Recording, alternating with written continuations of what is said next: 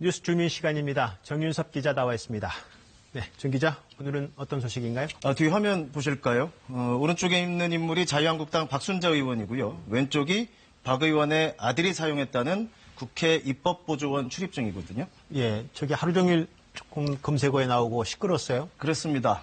좀 자세히 설명을 좀 드릴 필요가 있는데요. 그 화면 보면 오른쪽이 이제 일반인이 발급받는 출입증입니다. 예. 좀 그 과정을 설명을 하면 국회 본관 건물이 크지 않습니까? 그럼 본관 건물 뒤편으로 가서 출입 신청서를 쓰고 신분증을 내고 저 출입증을 발급받게 되고요. 그리고 사용기간은 하루에 불과합니다. 그러니까 국회에 자주 오는 사람들은 불편할 수밖에 없겠죠. 예. 박 의원 아들이 민간기업에서 국회를 상대하는 대관 업무를 했다는 거 아닙니까? 그러면 자주 올 수밖에 없고 그만큼 불편했겠죠. 그러니까 어머니 의원실에 입법보조원으로 등록을 해서 그만큼 제 집처럼 또 뭐 어머니가 계시니까 제 집처럼 드나들었다 이런 논란인 거죠. 예, 입법보조원. 입법보조원이 뭐길래 저런 특혜가 있는 건가요? 그러니까 국회의원실에는 보통 보좌관, 비서관, 인턴 이런 보좌진들이 있지 않습니까? 예. 그런데 별도로 2명까지 채용을 할 수가 있고요. 그리고 급여를 받지 않은 무급이라고 합니다. 그러다 보니까 별도의 채용 기준이나 심사도 없고 그만큼 국회의원의 재량이 커질 수밖에 없고 그러다 보니까 아들도 채용이 가능했다 이런 분석인 거죠. 예, 어떤 식으로든 알려져서 박 의원의 입장이 나온 거죠.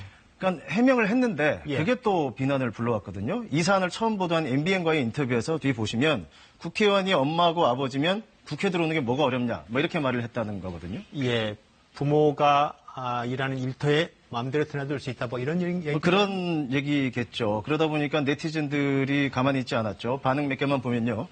국회가 무슨 자기 집 안방인 줄 알고 있다. 그리고 국회의원 엄마를 뒀으니 아들은 출세하겠다.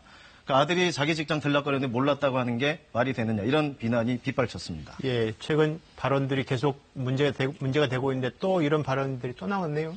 그러니까 이런 사안들이 있을 때마다 항상 뭐 과거 일에 소환된다고 할까요? 오늘 이제 기사가 또 올라온 건데 예. 10년 전에 딸의 결혼식을 자신의 지역구에서 했는데 이때는 당시 여당의 최고위원이었거든요.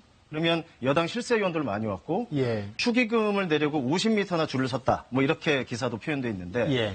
이때 그래서 국회의원들이 국회의원 자격으로 적절했냐는 논란이 있었는데 그 박 의원이 했던 해명이 딸을 시집 보내는 엄마의 마음이 이 보도 때문에 논란이 돼서 심심한 유감의 뜻을 표한다. 이렇게 또 해명을 했었습니다.